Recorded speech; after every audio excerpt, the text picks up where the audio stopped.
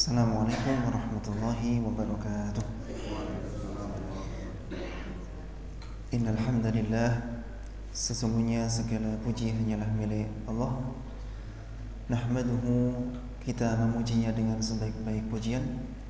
Wa nasta'inuhu, kita mohon pertolongan kepadanya dalam segala urusan. Wa nastaghfiruh, dan kita memohon ampunan kepadanya dari segala kesalahan. Wa natubu ilaih, dan kita bertaubat kepadanya dari segala kemaksiatan. Wa nastahdih, dan kita memohon petunjuk kepadanya menuju jalan kebenaran. Wa na'udzubillahi min syururi anfusina, kita berlindung kepada Allah dari keburukan-keburukan jiwa kita. Wa min sayyiati a'malina, dan dari keburukan amal perbuatan kita. Man yahdillah, barang siapa yang diberi petunjuk oleh Allah, fala mudhillalah, maka tiada satupun yang dapat menyesatkannya. Wa man yudlil, dan barang siapa yang dibiarkan sesat oleh Allah, fala hadiyalah, maka tiada satupun yang dapat memberinya petunjuk. Nasyhadu an la ilaha illallah, kita bersaksi bahwa tiada sesembahan yang hak kecuali Allah. Wahdahu la syarikalah, tiada Tuhan yang berhak disembah dan diibadahi kecuali Allah semata, tidak ada satupun sekutu baginya. Wa nasyhadu anna Muhammadan abduhu wa rasuluh, dan kita juga bersaksi bahwa baginda Nabi Muhammad adalah hambanya sekaligus utusannya. Sallallahu alaihi wa ala alihi wa sahbihi wa baraka wa salam. Semoga Allah melimpahkan salawat, salam dan keberkahan kepada beliau, keluarga beliau, sahabat beliau, dan juga pengikut beliau, yaitu orang-orang yang konsisten mempelajari, mengamalkan, mencintai, dan berpegang teguh kepada sunnah beliau, petunjuk, tuntunan, dan ajaran beliau. Termasuk kita yang ada di sini, semoga termasuk dalam kelompok orang-orang yang ahlus sunnah, orang-orang yang mengikuti sunnahnya Rasulullah Sallallahu Alaihi Wasallam. Hadirin para bapak, para ibu, dan juga mustami'in rahimahullah, yang semoga Allah merahmati panjenengan semuanya. Kita saat ini sedang bahas sebuah tema yang teramat sangat penting untuk dibahas, karena apa yang kita bahas merupakan ilmu yang sifatnya darurat, ilmu yang tidak menunggu bulan depan atau tahun depan untuk mengamalkannya, akan tetapi hanya menunggu hitungan jam untuk mengamalkannya, yaitu ilmu mengenai salat 5 waktu. Seseorang tidaklah cukup hanya mengetahui bahwasanya Rabbnya, Tuhannya, mewajibkan atas dirinya salat 5 waktu. Tidak cukup. Benar, dia butuh itu, namun dia tidak boleh mencukupkan diri hanya dengan ilmu mengenai itu, yaitu ilmu bahwasanya salat 5 waktu itu wajib. Dia harus mempelajari juga apa saja yang bakal menjadi akibat baik untuk dirinya jika dia mendirikannya, dan apa saja yang bakal menjadi akibat buruk untuk dirinya jika dia melalaikannya atau meninggalkannya. Tanpa itu seseorang tidak akan begitu peduli, tidak akan begitu konsisten dalam menjaga sholat 5 waktunya.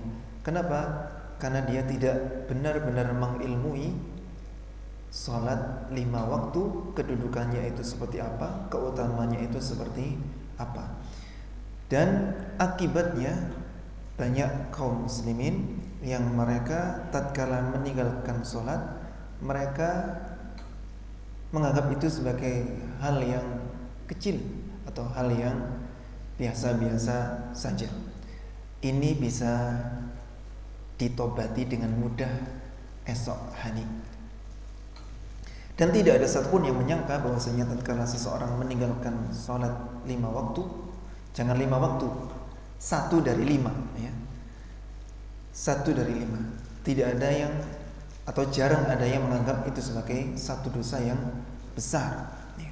Padahal itu adalah dosa yang terbesar setelah syirik ya, setelah syirik. Tatkala seseorang meninggalkan satu sholat dari 5 sholat yang difardukan oleh Allah Subhanahu wa ta'ala, dia telah melakukan satu dosa yang lebih besar dan lebih berat dibandingkan berzina, berjudi, mengonsumsi miras, minuman keras, narkoba, bahkan membunuh, dan juga dosa-dosa besar yang lainnya selain syirik. Meninggalkan sholat itu lebih besar daripada itu. Kenapa banyak yang tidak mengetahuinya? Ya karena tidak belajar atau tidak mengaji. Atau boleh jadi dia mengaji kepada tokoh tertentu yang mana beliaunya tidak menjelaskan masalah ini, sehingga akhirnya mereka walaupun rajin mengaji ya tetap gitu-gitu aja, nggak tahu ya. Nggak tahu dengan ilmu-ilmu yang sifatnya penting dan darurat untuk dirinya. Dia justru mempelajari hal-hal yang sifatnya cabang, yang tidak begitu penting untuk dia pelajari, namun dia justru terlalaikan dari sesuatu yang paling penting untuk dia ketahui.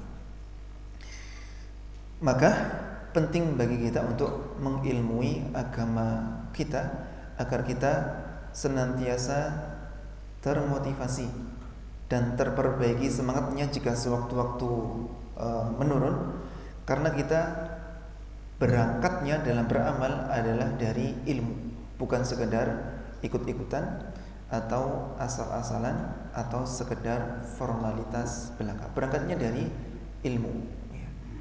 Anak ketika dididik untuk senantiasa mendirikan sholat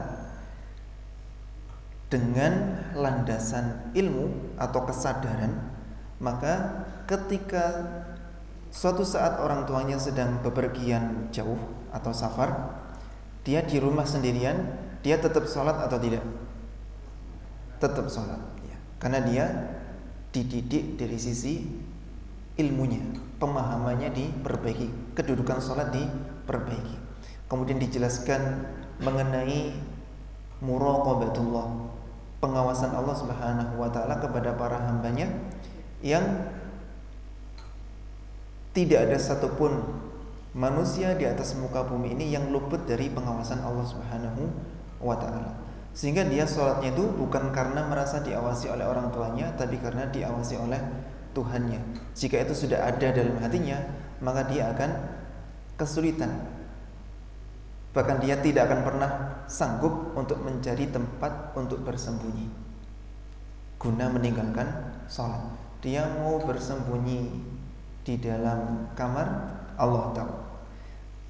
Lampunya dimatikan, Allah tetap tahu. Dia keluar rumah mencari gua misalkan, bersembunyi di situ, Allah juga tahu. Dia menggali tanah kemudian masuk ke dalam tanah, Allah tahu.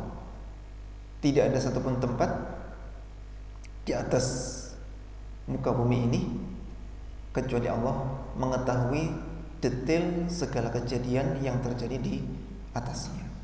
Kita boleh jadi tatkala melakukan kebaikan ada orang-orang yang tidak tahu, sehingga mereka tidak memuji kita dan tidak menaruh hormat kepada kita. Dan itu gak jadi masalah, karena memang kita berbuat baik. Karena siapa? Karena Allah.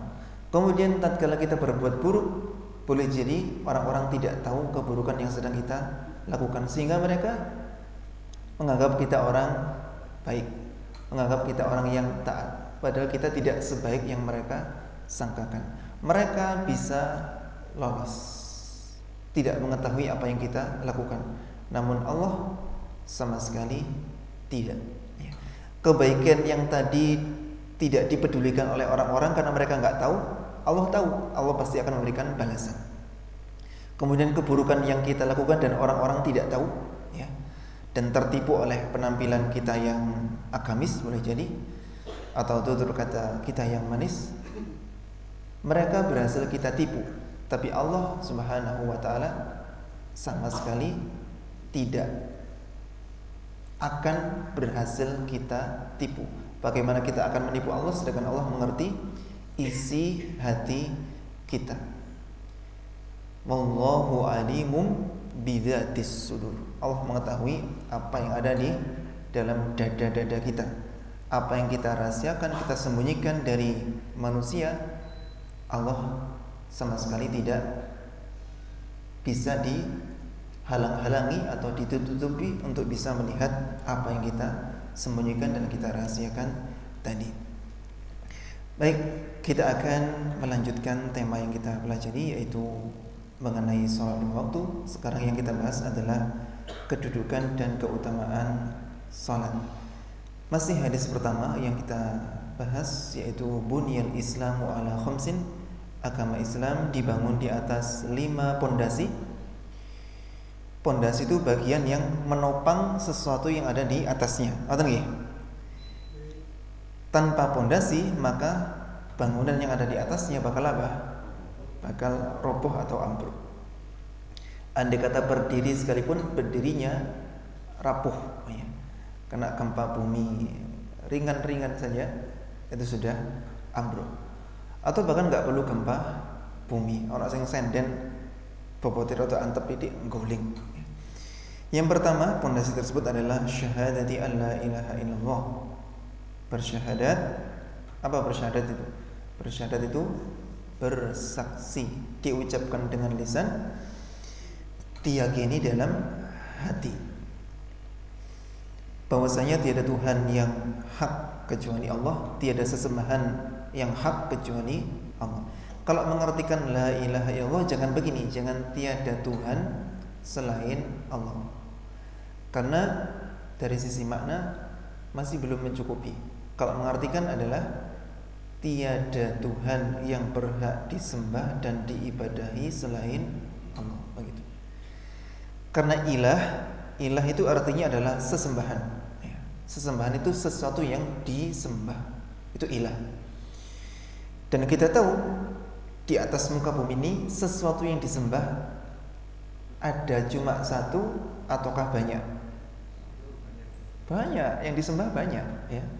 Yang disembah ada banyak. Ada yang nyembah Allah, ada yang nyembah matahari, bintang, bulan, menyembah malaikat, menyembah jin, menyembah sapi, menyembah dewa-dewa, atau menyembah yang lainnya.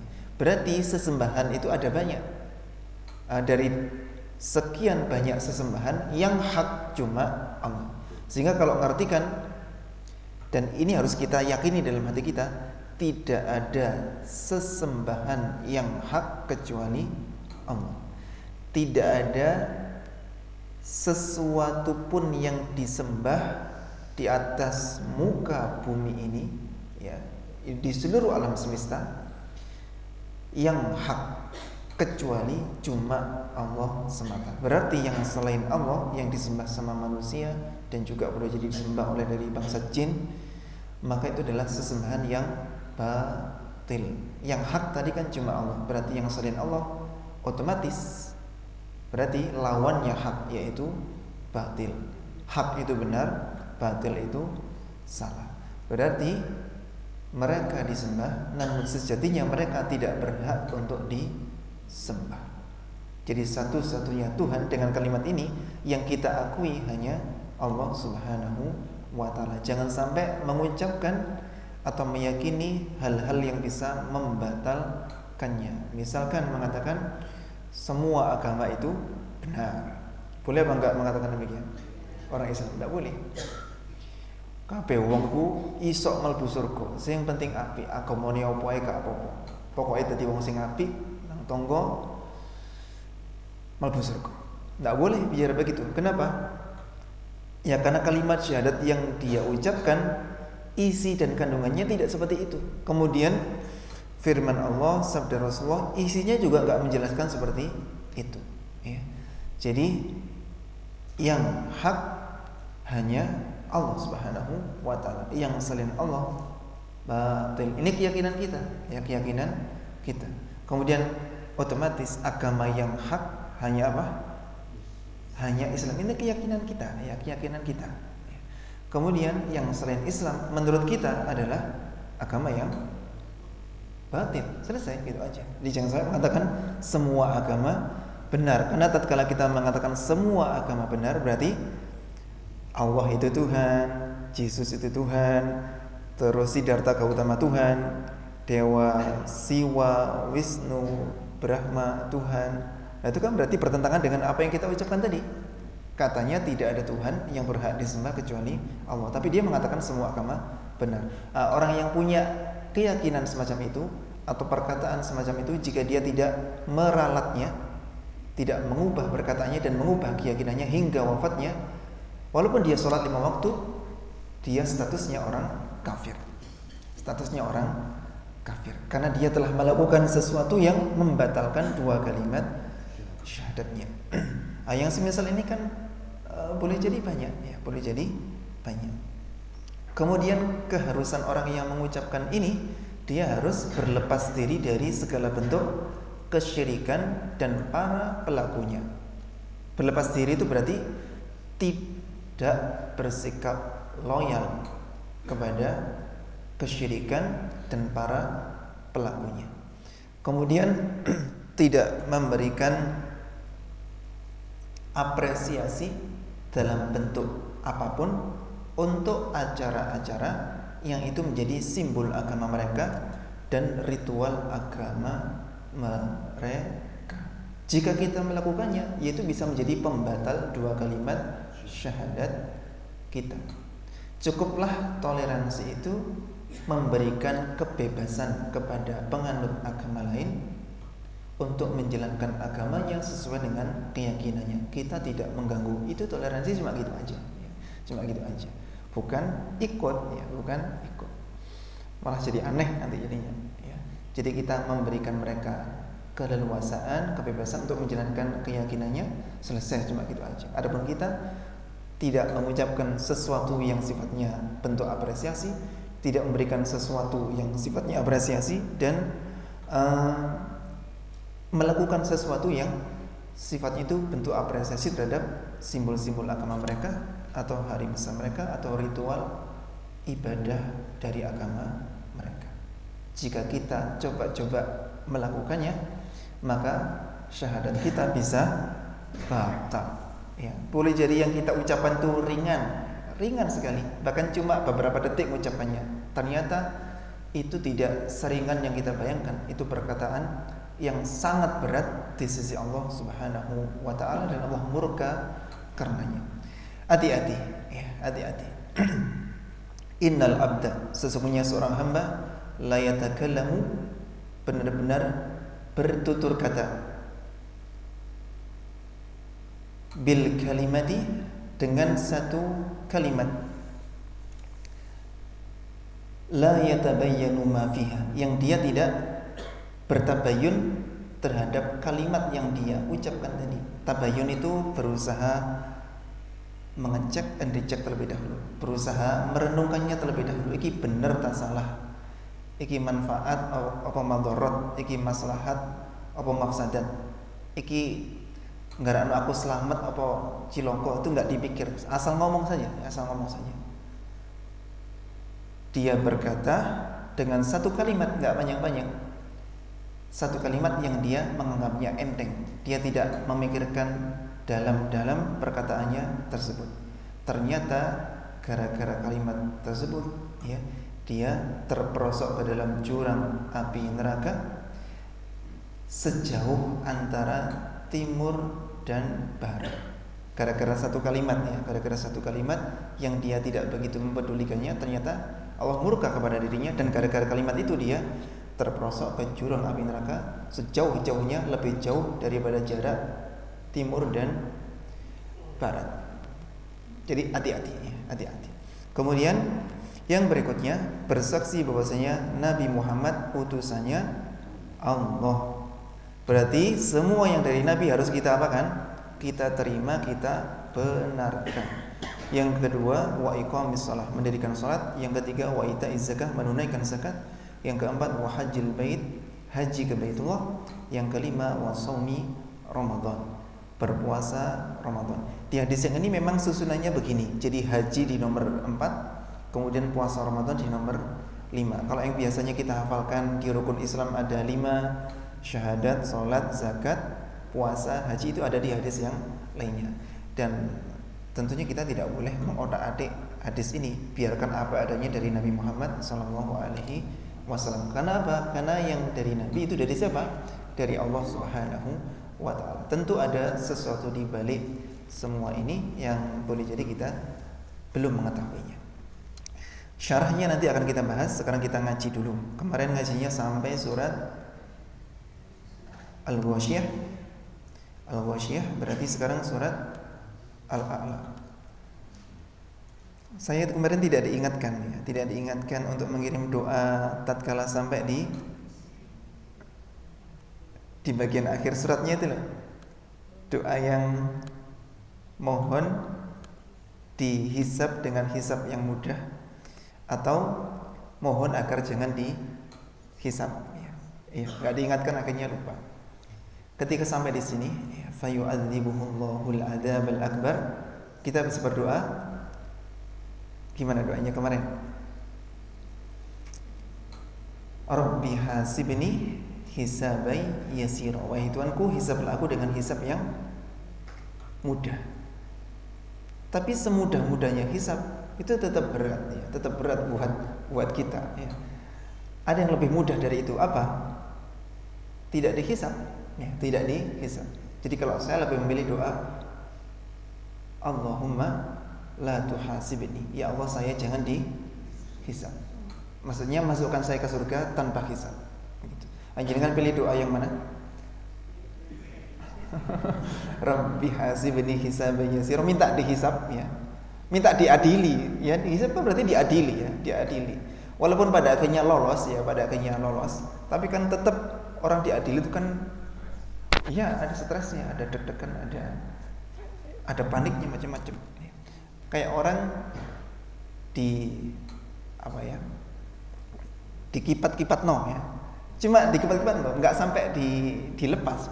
Tapi kan dia merasakan siksaan dari dikipat-kipatnya tadi, ya. Walaupun tidak sampai dilepas sehingga akhirnya terbentur lantai atau tembok, tidak. Jadi kalau saya, Allahumma la tuhasibni, ya Allah saya jangan dihisab. Walaupun ya kita nyadar diri levelnya orang masuk surga tanpa hisab itu kayaknya nggak ada pada diri kita. Namun apa salahnya kita minta dengan permintaan yang tertinggi, kan nggak masalah, ya. Nggak masalah. Coba tirukan doanya, Allahumma la tuhasibni, Allahumma la tuhasibni. Itu versi 1. Lalu versi yang kedua, Allahumma adkhilni al-jannata bighairi hisab, ya. Itu maknanya kurang lebih sama, ya. Kemudian ketika sampai di sini, tsumma inna alaina hisabahum. Saya kebalik. Yang tadi itu doanya ditaruh di sini setelah tsumma inna alaina hisabahum, di sini doanya, ya. Kalau yang fayu'adzibuhullahul adzabal akbar, doanya Rabbi a'idni min adzabik, wahai Tuhanku lindungilah aku dari azabmu, ya. Lindungilah aku dari azabmu. Nanti dilihat maknanya yang ayat 24 apa, ya. Lalu Allah mengazabnya dengan azab yang besar. Di situ kita mohon perlindungan kepada Allah. Lalu yang di sini ini baru doa yang tadi, ya. Allahumma la tuhasibni atau Allahumma adkhilni al-jannata bighairi hisab. Ingat cara mempraktekannya, doanya lirih-lirih, ya, bukan dibaca keras. Jadi bukan begini. Lasta alaihim bimusaytirin illa man tawalla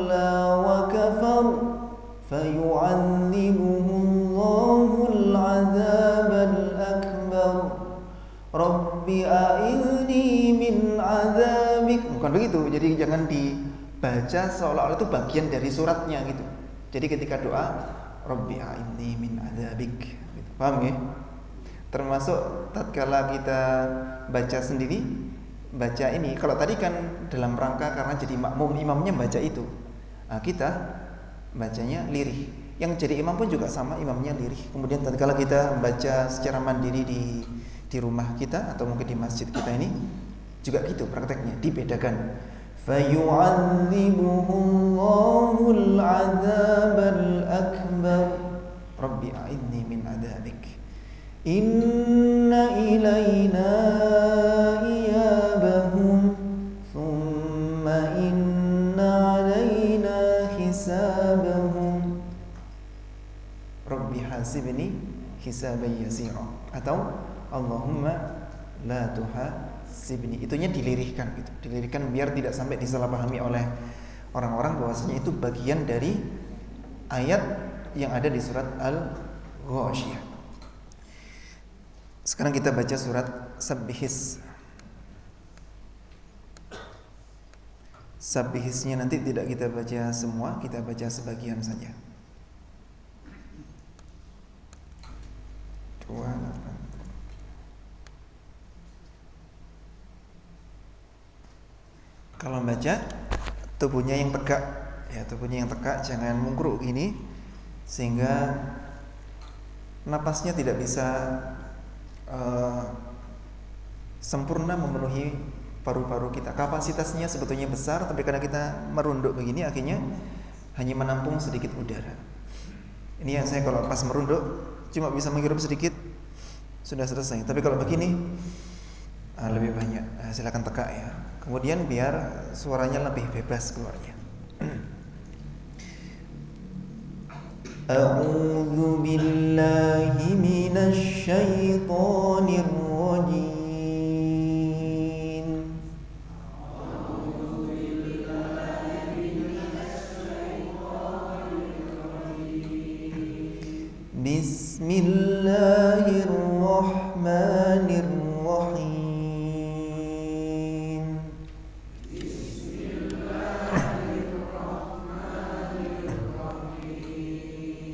Lagunya 3 ya, naik, datar, turun. Sambil mendengarkan, sambil diamati. Oh ini lagu pertama, ini kedua, ini ketiga.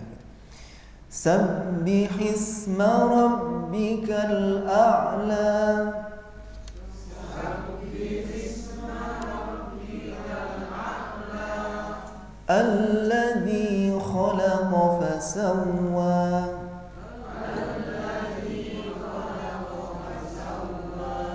Walladzi qaddara fahada.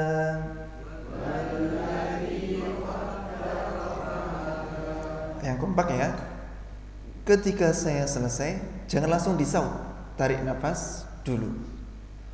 Misalkan saya ini sebagai panjenengan, ketika mendengar walladzi qaddara fahada, walladzi qaddara fahada, jadi nirukannya itu ada jedanya, tarik napas lalu bunyi ya.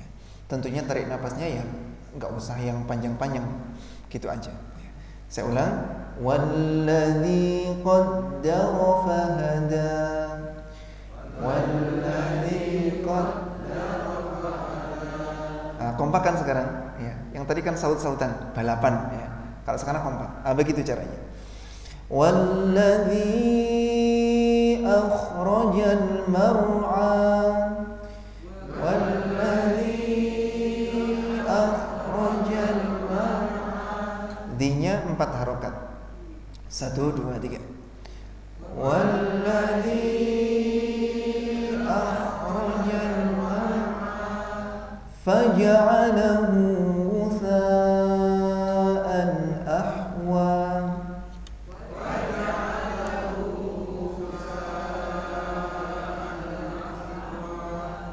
Faj'alahu ghutha'an ahwa.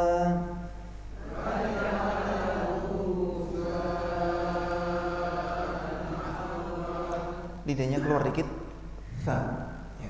Wutha, bukan wusa ya. Wutha. Lagi 1, 2, 3. Faja'alahu ghutha'an ahwa sanuqri'uka fala tansa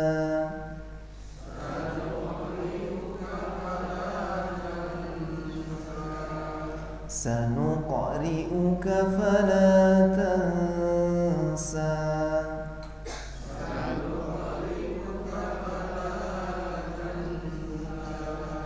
Bukan tansa tapi tansa.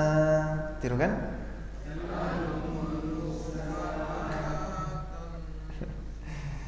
Iya, terjadi perpecahan ya. Ada yang sami'na wa ata'na tirukan tansa ya tansa gitu. Ada yang ngulang dari awal. Ya, sama-sama baik maksudnya. Tirukan ini saja. Tansa. Dari awal.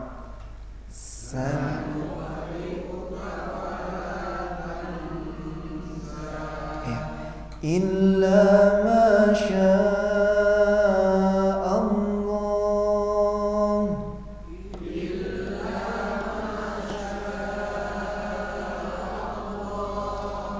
Innahu ya'lamul jahra wa ma yakhfa.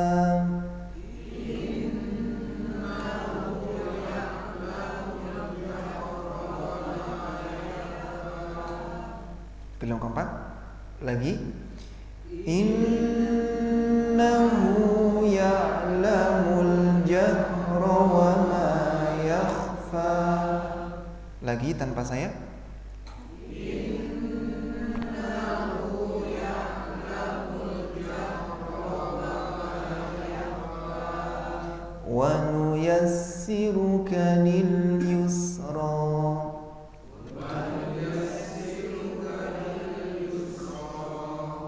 Jangan cepet-cepet ya, biar semuanya bisa ikut ya. Baik yang masih pemula ataupun yang sudah pro, semuanya bisa ikut. Kalau temponya lambat, kalau temponya cepat, yang masih tahap belajar nanti kasihan nggak bisa ikut.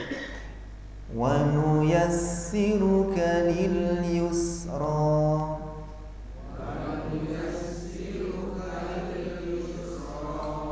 Iya. Dari awal, ingat bacanya lambat-lambat biar semuanya bisa ikut. 1, 2, 3. Bismillahirrahmanirrahim. Sabbihisma rabbikal a'la. Alladzi khalaqa fasawwa.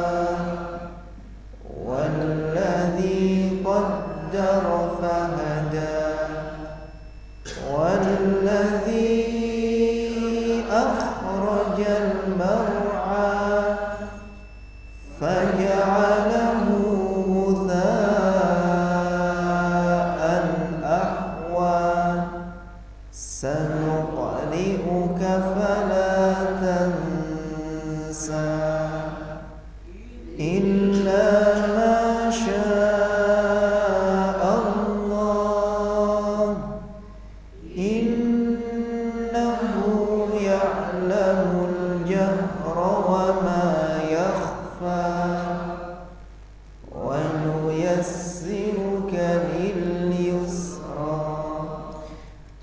Nanti kalau di rumah andai kata penjenengan baca semisal ini bisa apa tidak? Ya, lambat-lambat gitu, baca yang dinikmati ya. Dinikmati dan harapannya itu yang nanti bisa memperbaiki hati kita, menenteramkan hati kita, menenteramkan jiwa kita. Kalau bacanya cepet-cepetan biasanya kurang berefek untuk kita ya. Dan kurang membekas pada diri kita. Tapi kalau bacanya seperti tadi, tajwidnya diperhatikan, panjang pendeknya diperhatikan, kemudian bacanya penuh dengan kekhusyuan, itu nanti akan memberikan efek yang berbeda untuk diri kita. Ini kan makanan dan minuman untuk hati kita, ya kan? Kalau nggak makan, nggak minum yang sehari-hari itu, ya ya nasi, ya kopi, ya macam-macam itu jenengan tuh, jasad kita bisa mati, ya, jasad kita bisa mati. Tapi kalau enggak ngaji, hati kita bisa mati. Namun ngajinya pun syarat dan ketentuan berlaku. Itu layak dianggap ngaji ataukah tidak layak? Ya, misalkan baca cepet-cepetan sampai akhirnya huruf-hurufnya itu ndelesep-ndelesep, ya. Huruf-hurufnya banyak yang dikorupsi. Bahkan korupsinya bukan satu huruf, dua huruf, kadang satu kata hilang, ya, gitu. Satu kata hilang saking cepetnya gitu. Membaca Al-Quran 1 juz 15 menit, gimana itu? Itu kan sakti mandraguna itu jadinya. Idealnya 1 juz itu saat cepet-cepetnya ya setengah jam. Kalau 10 menit selesai, 15 menit selesai, itu cuma di-scan saja berarti Qur'annya, nggak benar-benar dibaca. Contoh baca yang paling cepat tapi masih syar'i, misalkan ya, saya mulai dari tahap yang awal. Orang baca Al-Quran itu tahap, ada 4 tingkatan kecepatan. Yang pertama namanya tahqiq. Contohnya begini, Sabbihisma rabbikal a'la alladzi khalaqa fasawwa. Ini untuk orang yang sedang belajar atau mengajari orang yang di tahap awal belajar. Pakai itu, tahqiq namanya. Kalau itu benar-benar fokus kepada perbaikan kualitas bacaan. Karena untuk yang pemula ya. Lalu tartil yang tadi ya, yang tadi kita pakai itu tartil, enggak usah saya ulang. Terus yang ketiga tadwir. Jika tahqiq itu lambat, jika tartil itu sedang, jika tadwir itu agak cepat. Contohnya begini, Sabbihisma rabbikal a'la alladzi khalaqa fasawwa walladzi qaddara fahada. Ini tadwir. Ini cocok untuk imami ya, cocok untuk imami tarawih ya.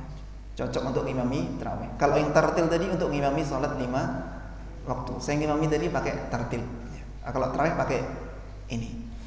Kalau tartil imami tarawih dikhawatirkan jika jamaahnya masih belum begitu kuat imannya, nanti prodol, dikhawatirkan. Jadi pakai tadwir. Saya ulang contoh tadwirnya. Walladzi akhrajal mar'a faj'alahu ghutha'an ahwa sanuqri'uka fala tansa illa ma sya'allah. Ini tadwir ya. Terus yang paling tinggi yaitu hadar. Hadar itu baca cepat. Kalau tadwir tadi apa? Tadwir agak cepat. Kalau yang hadar cepat. Tapi saat cepet-cepet sik kena dirungokno. Coba saya baca ya. Sabbihisma rabbikal a'la alladzi khalaqa fasawwa walladzi qaddara fahada walladzi akhrajal mar'a faj'alahu tha'an ahwa sanuqri'uka fala tansa illa ma sya'allahu innahu ya'lamul jahra wa ma yakhfa. Kan saya kena dirungokno ya kan? Cepat tapi saya kena dirungokno. Tapi banyak kita menjumpai bacaan yang cepat dan enggak kena dirungokno. Itu sudah bukan hadar, super hadar kalau itu, ya, super hadar. Dan itu sudah keluar dari batasan syariat. Ketika sudah keluar dari batasan syariat, maka bukan bacaan yang diterima, tapi bacaan yang ditolak.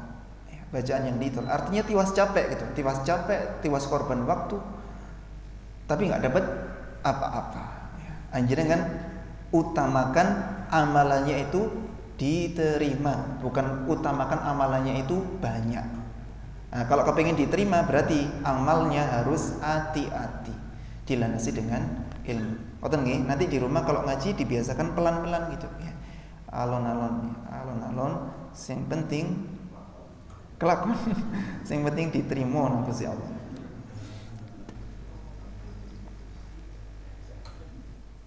Nah, sekarang kita lanjutkan syarahnya.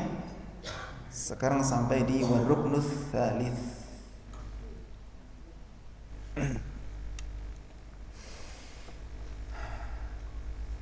Bismillahirrahmanirrahim. Waruknus tsalits itu rukun yang ketiga. yaitu ikhrajuz zakatil mafrudati, mengeluarkan zakat yang diwajibkan atau difardukan. Wahiyah, dan zakat itu ibadatun maliyah, adalah ibadah yang bersifat harta. Wajibatun, yang wajib, fi kulli malin, pada setiap harta, balawal miqdara, yang telah sampai ukuran, wal hadda syar'iyyah, dan batasan syar'i. Jadi kalau sudah sampai pada ukuran tertentu yang mana syariat mengatakan kalau sudah sampai di batas tersebut wajib dikeluarkan zakatnya, maka wajib dikeluarkan. Jika tidak mencapai batasan tersebut, istilahnya itu nisab ya. Nisab, maka belum wajib untuk dikeluarkan zakatnya. Wa hala alaihil haulu, dan telah mencapai 1 tahun. Ini kalau harta ya. Kalau yang binatang, mohon maaf, kalau hasil panen maka tiap panen, bukan tiap tahun ya.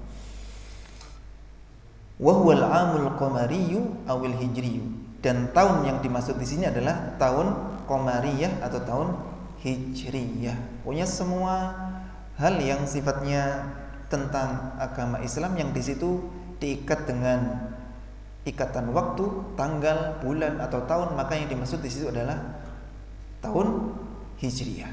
Misalkan menyuruh anak untuk sholat itu sejak umur 7 tahun, ya kan? Umur 7 tahun. Itu 7 tahun apa? 7 tahun hijriyah, ya, 7 tahun hijriyah. 7 tahun itu bukan 7 tahun mancik. Kalau sudah jangkep 7 tahun, ya, jangkep 7 tahun baru diperintahkan untuk sholat. Apakah maksudnya mek dikongkon tok? Ya ndak, ya dicuntui, ya dikasih ilmunya kayak gitu maksudnya. Karena mek dikongkon tok tapi awake dhewe enggak berangkat sholat. Ya gimana mau anaknya berangkat sholat, ya. Bahkan anak kecil itu kan suka meniru orang tuanya. Orang tuanya selalu terlihat sholat, ya anaknya nggak usah disuruh ikut sholat gitu. Ini dikasih bekal untuk bisa melaksanakan sholat. Kalau sudah umur 10 tahun, diapakan? Dipukul. Kalau sudah umur 10 tahun, dia tidak sekedar diperintah sholat, tapi diharuskan sholat.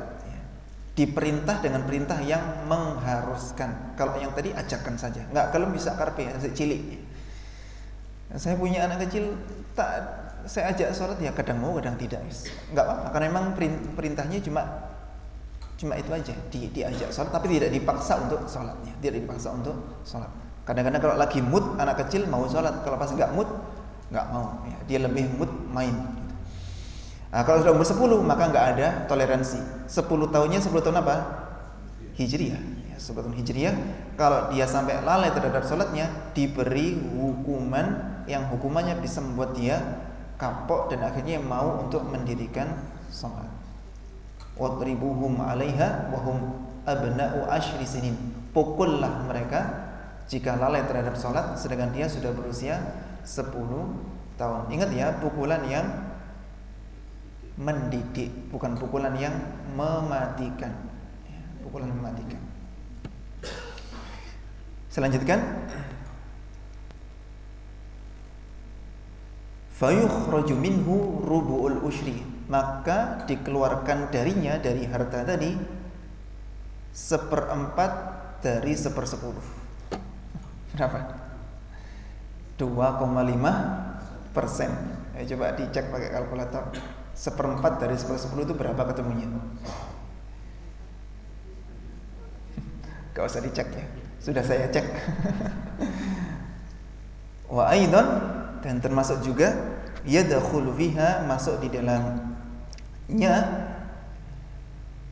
dalam perintah untuk menunaikan zakat ini, yaitu zakatul an'ami wal masyiyati, zakat binatang ternak, binatang piaraan, itu juga ada zakatnya. Nah, kalau enggak mempelajari ilmunya, dia yakinnya enggak tahu kalau ternyata binatang ternak ini ada kewajiban zakatnya, ya. Kemudian apakah setiap binatang yang diternak itu ada zakatnya? Ya kan butuh ilmu lagi, ya, butuh ilmu lagi. Ini ternaknya ternak apa? Ternak sapi, kambing, apa ternak lele, apa ternak ayam, kan nanti butuh ilmu lagi. Terus mengeluarkannya berapa, butuh ilmu lagi. Kalau kita enggak belajar, ya akhirnya enggak tahu. Dan kita tetap akan dimintai pertanggungjawaban walaupun kita tidak tahu. Kenapa kamu nggak nyari tahu? Ya, umurmu dipakai untuk apa aja? Gitu. untuk nonton berita bola, untuk nonton berita politik, tapi nggak mau nonton berita ilmu agama. Ya. Saya lanjutkan. Wa zakatuz zuru', termasuk juga zakat tanaman, wa thimar, zakat buah-buahan, wa urudit tijarah, dan juga zakat barang-barang dagangan. Apa istilahnya, perniagaan, betul ya? Barang dagangan. Rumah jika ditempati maka tidak ada zakatnya. Tapi kalau rumah, beli banyak rumah untuk barang dagangan, maka ada zakatnya. Termasuk yang punya kos-kosan, kendaraan, punya kendaraan, ini memang jual beli, maka jika itu telah dimiliki selama 1 tahun, ya, maka ada zakatnya, butuh ilmunya. Saya lanjutkan. Wa zakatur rikas, zakat rikas. Ada yang tahu rikas? Ini dijelaskan. Wa huwal kanzu al-madfunu alladhi yustakhraju minal ard, yaitu harta terpendam, ya, harta terpendam yang dikeluarkan dari bumi. Misalkan apa? Harta kirun, harta karun, ya, harta karun. Ada orang di zaman dahulu yang memendam hartanya di bumi, kemudian kita menemukannya, ya. Atau yang tidak tersentuh oleh manusia, yang asli dari bumi, yaitu misalkan emas atau perak. Waqila al-ma'adin, ya, waqila al-ma'adin. Ada yang mengatakan termasuk juga al-ma'adin. Al-ma'adin itu barang-barang tambang, ya, barang-barang tambang. Berarti semisal tambang timah, tambang apa, batu bara, minyak bumi, kena zakatnya juga, ada zakatnya juga. Bihasabi ansabiha, sesuai dengan nisab-nisabnya. Jadi masing-masing yang disebutkan tadi itu ada nisabnya masing-masing, ya.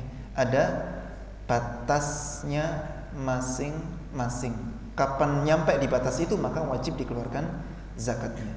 Wa waqti tazkiyatiha, dan sesuai dengan waktu menunaikannya, ya, sesuai dengan waktu menunaikannya. Umumnya 1 tahun, ya, umumnya 1 tahun. Namun dalam beberapa zakat itu sifatnya mengeluarkannya tidak tiap tahun. Contohnya kalau hasil perkebunan maka tiap panen, ya, tiap panen.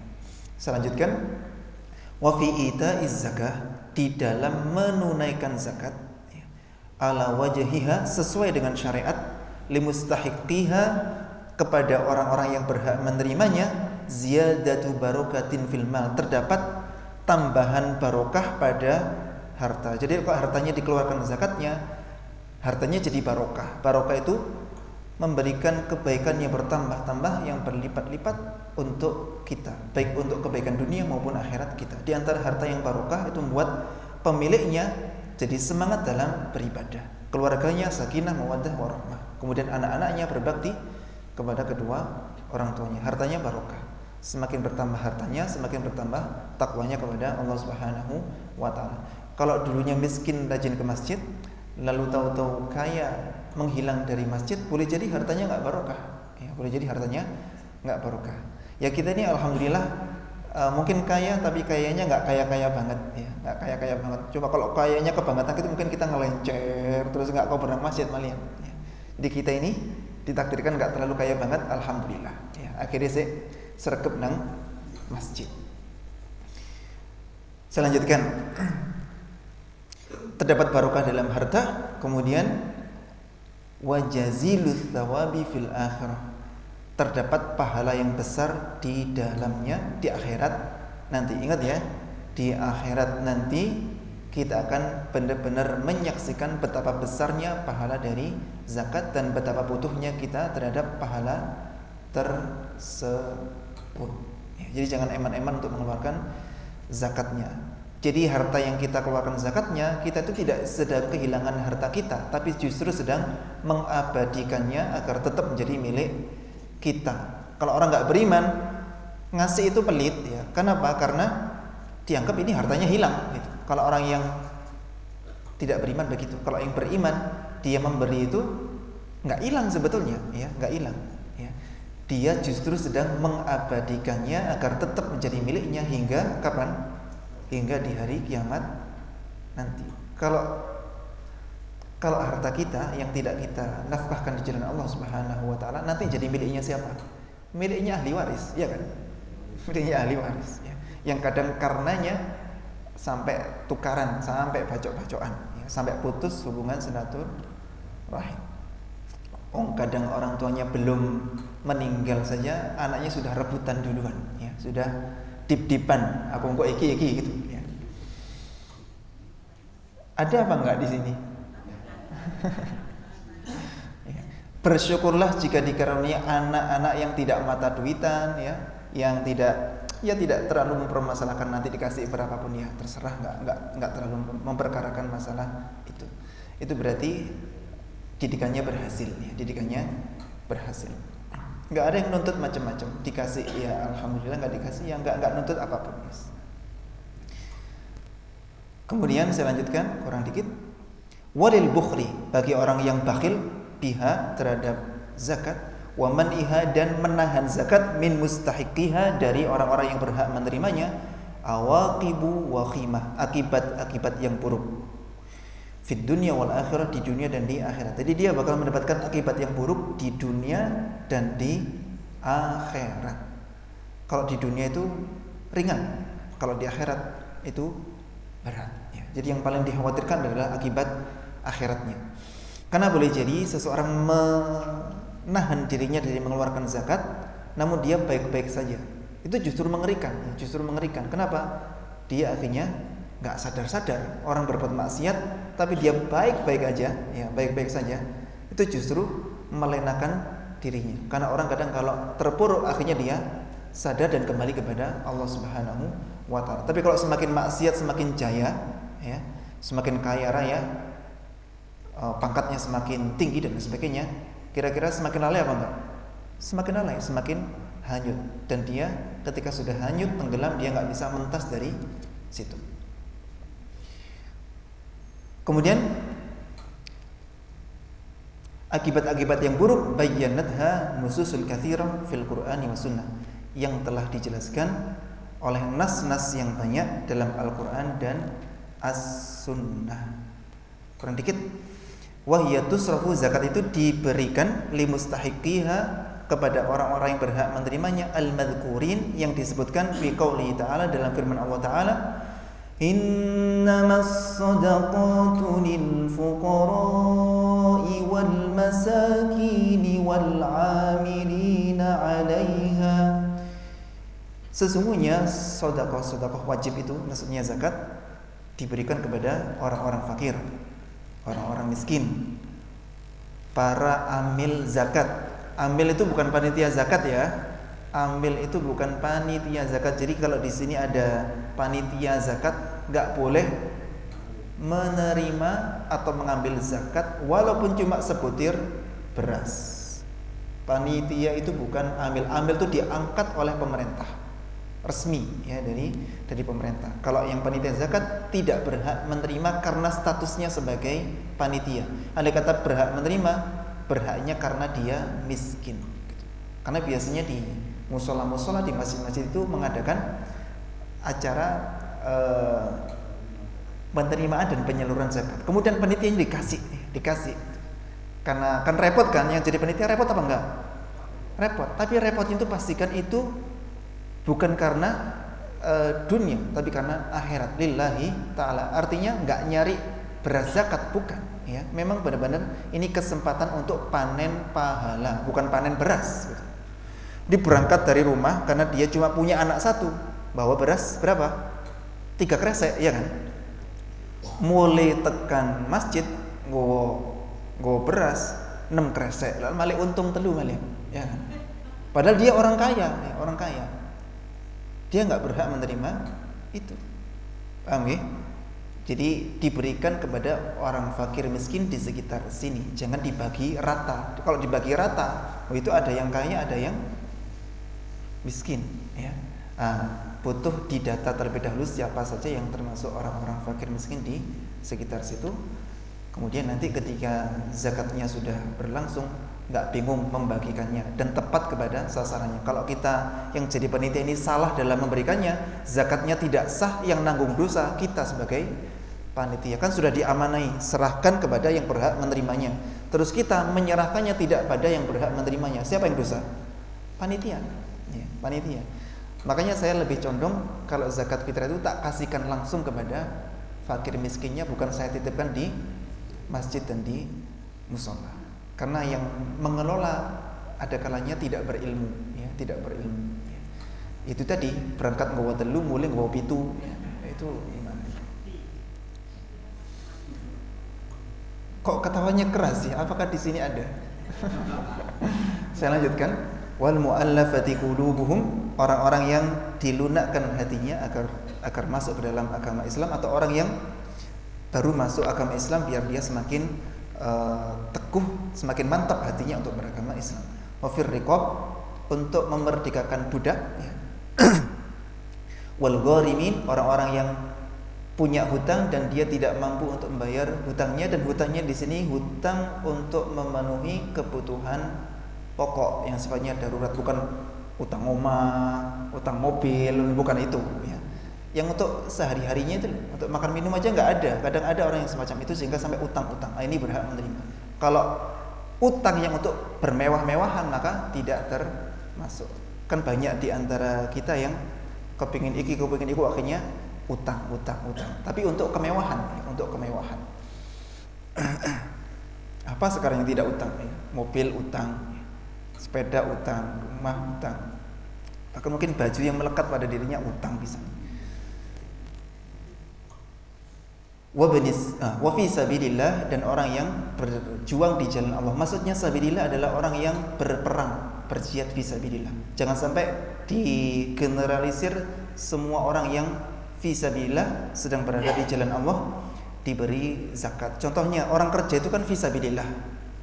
Orang mengaji ini sabilillah. Orang mengajar fi sabilillah. Ya. Kemudian orang yang sedang melakukan aktivitas-aktivitas tertentu yang itu sesuai dengan syariat Allah, kan berarti di jalan Allah itu. Apakah mereka berhak menerima zakat? Ya tidak. Ya. Jadi fi sabilillah yang dimaksud di sini adalah orang-orang yang berperang di jalan Allah Subhanahu wa taala. Misalkan karena misalkan Pak Yuti ini guru mengaji gitu misalkan, berarti fi sabilillah. Padahal Pak Yutinya kaya raya, lu kasih zakat. Enggak, ya. Enggak. Fi sabilillah itu orang yang berperang. Nanti takbir masjid dikasih, kenapa? Ini sabilillah ini, ya, sabilillah. Enggak. Kecuali jika karena takmirnya itu ada yang miskin, maka dia berhak diberi, bukan karena dianggap fi sabilillah, tapi karena dia itu miskin. Kemudian wabnis sabil, orang yang dalam perjalanan jauh lalu kehabisan bekal sehingga nggak bisa nyampe ke tempat tujuannya dan dia nggak bisa kembali ke kampung halamannya. Tapi kalau sekarang kan ada HP ya. Kalau zaman dahulu nggak ada HP. Kalau sekarang ya cukup kita kasih uang zakat yang cukup untuk dirinya untuk bisa menghubungi keluarganya biar ditransferi uang atau bagaimana begitu. Ya intinya biar dia bisa selamat ke tempat tujuannya atau kembali ke kampung halamannya. Walaupun dia kaya, tatkala dia nggak punya akses untuk mengambil hartanya yang ada di kampung halamannya, maka dia berhak menerima zakat. Berhak menerima zakat secukupnya untuk bisa menyelamatkan dirinya, untuk bisa kembali mengakses hartanya ada di kampung halamannya.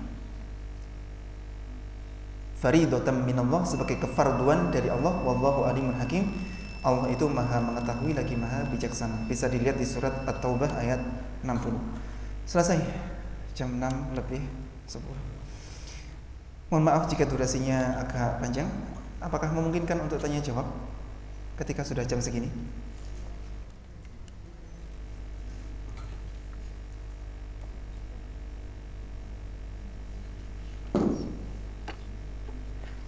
Mohon dilihat pertanyaannya begini.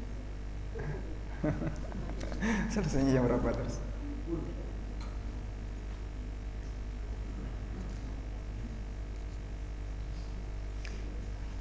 Dalam bahasa Jawa ada pepatah istri itu surga nunut neraka katut. Maksudnya surga nunut bojone, neraka katut bojone.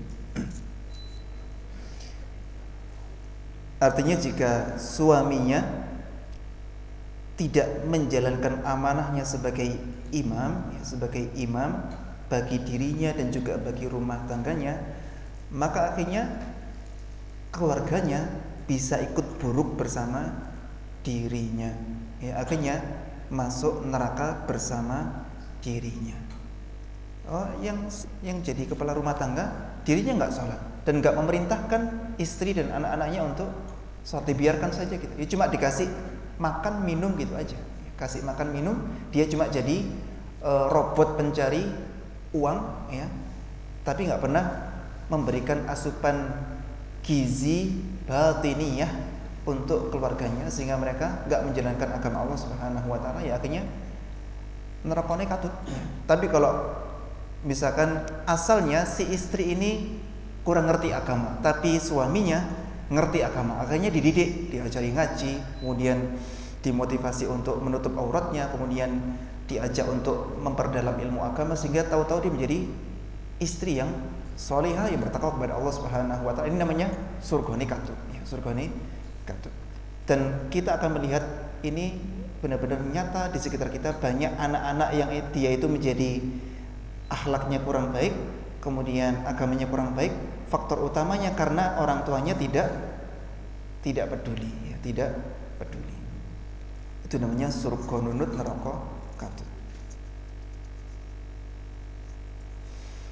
Bagaimana kalau satu keluarga suaminya tidak mau ngaji, anggap tidak mau taat gitu, sementara istrinya rajin mengaji? Maka si istri ini seperti Asiyahnya Fir'aun.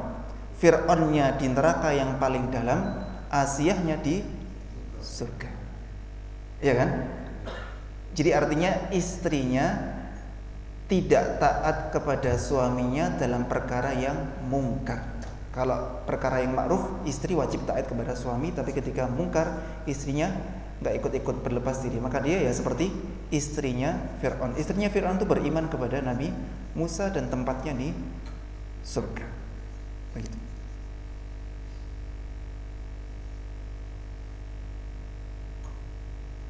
Nomor 2. Ini ditunda saja ya. Jawabannya kayaknya panjang.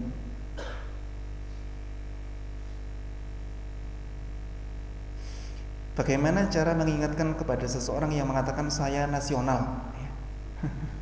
Oh, nggak Panasonic saja ya. Saya nasional. Menurut keyakinan dia, yang penting baik sama orang lain. Yang masuk nasional itu biasanya orang-orang yang tidak terlalu peduli terhadap agama, ya. Tidak terlalu peduli terhadap agama. Ibarat masalah aurat, gak apa-apa gak ngejilbab jilbab begitu. Kemudian ya sholat gak popo, gak sholat ya gak popo, ya. Kemudian waya Ramadan poso gak popo, gak poso ya gak popo. Intinya orang-orang yang tidak istiqomah di dalam menjalankan agamanya, dan dia semacam menganggap semua agama itu benar, ya. Semua agama itu benar. Justru ketika ada orang yang begitu kritis, begitu semangat untuk menghidupkan agama di lingkungan tersebut, orang ini biasanya akan berusaha gembosi dan berusaha menghalangi. Kenapa? Karena dia nasional, ya, dia nasional. Enggak, setiap orang itu harus beragama Islam secara kafah. Enggak boleh gara-gara label nasional berarti dia bebas melanggar syariat. Ketika ada seseorang yang melabeli dirinya nasional, dalam arti dia itu boleh melanggar agama Islam atau tidak masalah bagi dirinya untuk enggak mengikuti agama Islam secara totalitas, maka dia kafir. Maka dia bisa kafir gara-gara itu. Dalilnya, ya ayyuhalladzina amanu dkhulu fis-silmi kaffah, wahai orang-orang yang beriman, masuklah kalian ke dalam agama Islam secara kafah, totalitas. Artinya semua yang dari Allah dan Rasulnya harus dia terima. Tidak boleh ada satupun yang dia tolak. Walaupun boleh jadi dia belum mengamalkannya, yang penting dia menerima itu, ya. Dia menjadi pembela itu, bukan justru menjadi pembela yang sebaliknya, ya. Belani wong sing gak salat. Ada acara bandengan, dia menjadi pembela yang utama. Orang yang nasional itu biasanya membelani itu. Sedangkan kita menjelaskan bandengan itu mengandung kesyirikan. Orang yang ini nasional ya, nasional belani itu. Bahkan yang menjadi penyumbang dana acara itu boleh jadi. Kenapa? Karena dia nasional. Enggak, setiap orang itu harus menjadi orang Islam yang kafah. Enggak ada kata nasional sebagai alasan atau pembenaran untuk tidak menjalankan syariat. Jadi jenengan semuanya jangan menjadi orang nasional ya, tapi orang yang internasional. Yang apa? Ya, yang sami'na wa ata'na kepada Allah dan Rasulnya. Cara menasihatinya bagaimana? Setahap demi setahap ya, setahap demi setahap dengan cara yang halus dan lemah lembut.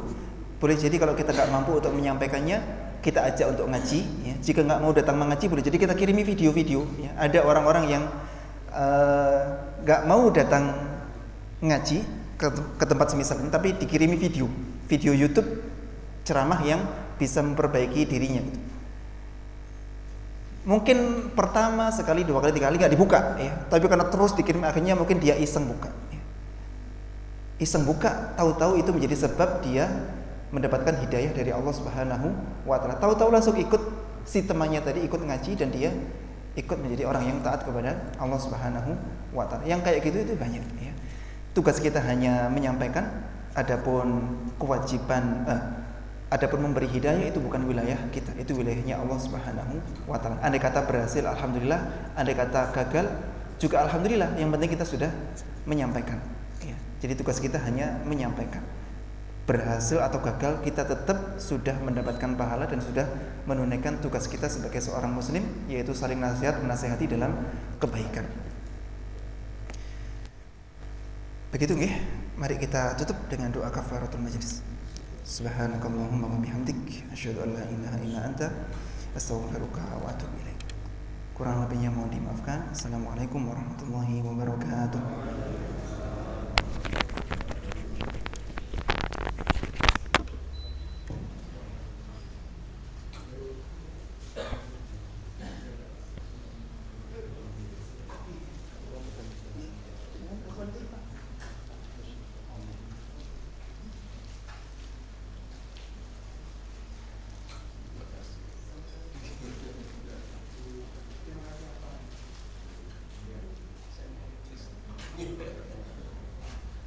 Hujan.